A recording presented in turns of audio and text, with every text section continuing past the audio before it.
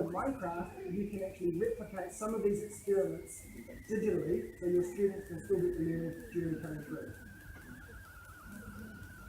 The aquatic update, one of our most recent ones, learn about marine science, learn about how to protect your environment, learn about water quality. Okay, and testimonials of people saying it's awesome. Alright? Before we get started, and we're going to get started pretty shortly, I want to take you to the website where you can learn more as an educator, get trained, but also download lessons. So I'm going to just jump to a web browser now. This is education. Oh, that isn't my presentation. There we go. This is education.minecraft.net. That's the URL that you need to go to. Gives you everything that you need to get started. Here in the class resources, we have find a lesson.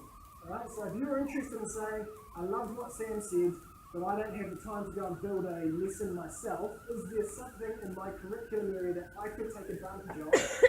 The answer is probably yes. Alright, so we go find a lesson. You will note that we have actually broken down those lessons into subject areas. So do we have any teachers teaching science here? Don't show me your hand, there must be some science teachers here. No one wants to put their hand. Thank you. Okay, we see somebody there. Thank you very much. We see somebody in the back. That's good.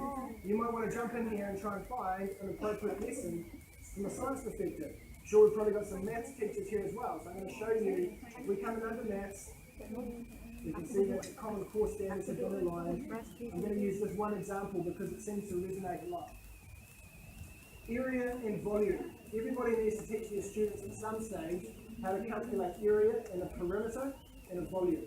Right? And many people just draw lines in a book, and it's an effective way of teaching it.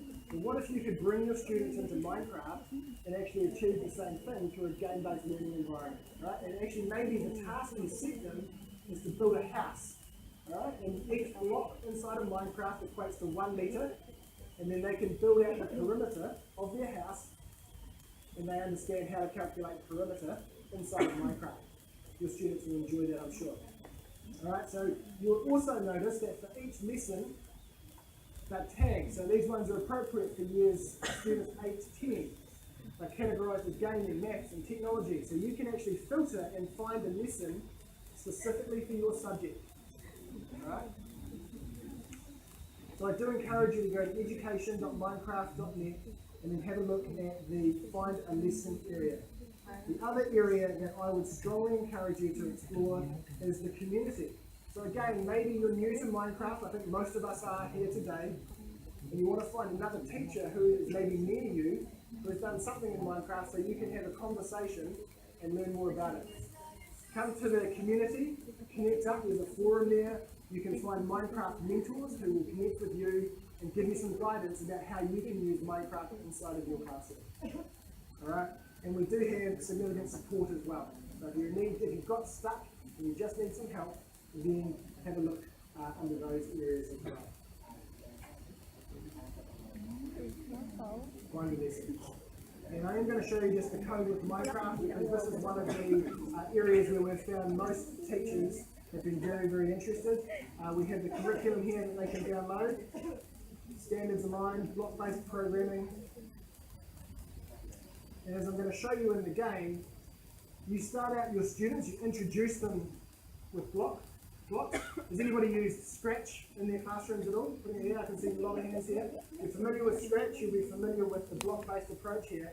The really cool part about Minecraft though is that it gives you an easy entry with block-based programming, but you don't want them to stay at that level, you want your students to progress. So what you can actually do is switch across inside the game and start programming in JavaScript. Right? JavaScript, really popular programming language, still used heavily, and you can actually program inside of Minecraft in JavaScript. So your students are going to get exposure to a really popular common language and build out their skill sets there. Computational thinking and coding going together. Alright, so the moment is almost upon us where we're going to attempt some Minecraft ourselves.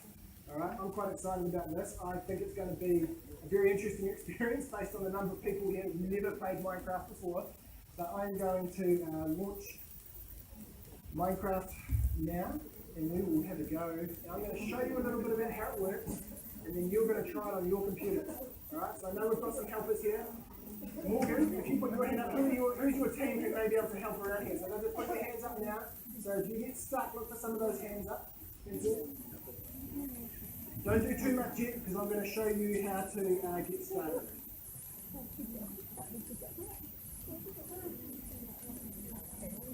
So I'm just signing in with my Office 365 username and password.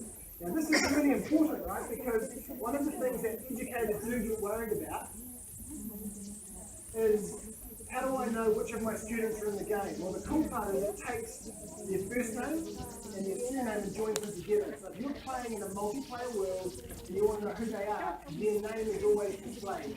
So you know exactly who they are.